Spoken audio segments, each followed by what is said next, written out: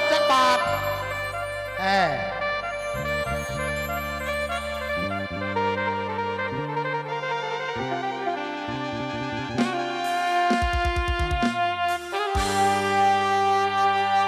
กุหลาบแดงกำลังกำลังบานที่อายสองมอบให้แด่สมจองดำร้องความรักไปยาไรหลักราคาเช่าพี่ขอฝากให้เจ้าพี่ขอฝากให้เจ้า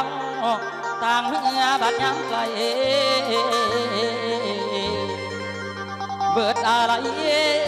ให้นางวันส่งเธออย่ารอสา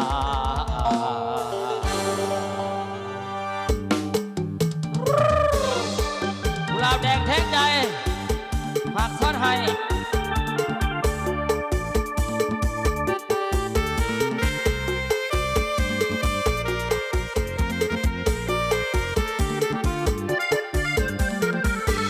พาวันฟ้าเดินทางของคนจากใจสันต่อจากใจดวงนี้ที่มัน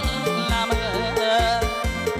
คิดถึงเธอไม่มีวันเลิกกุหลาบสีแดงที่มอบแด่โลก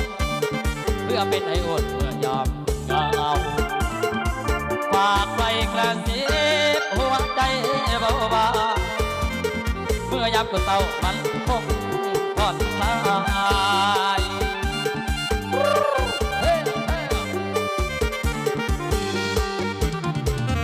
หลายวันที่สติกุมหังสายดำต้องเยอะสายพอถึงดอกไม้มาใส่ยังคิดบังลังเอาดังให้การเคยเอามันตัดให้บังไปลัง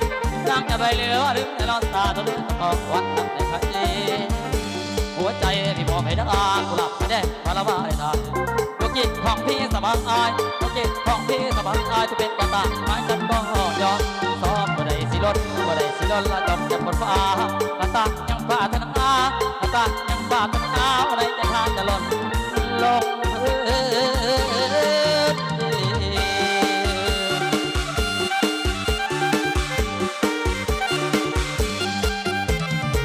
ในสิ้นชีวิตขอพรขอพาย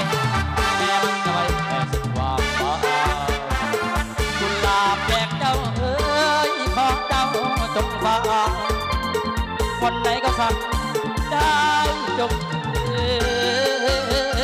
มา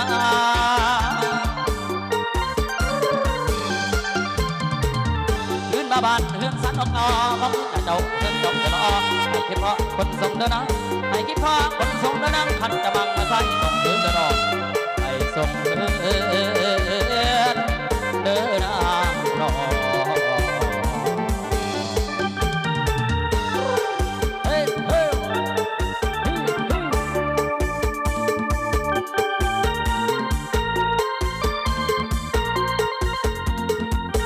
สองรอบซ้อนพักนั้นให้ตามคำขอ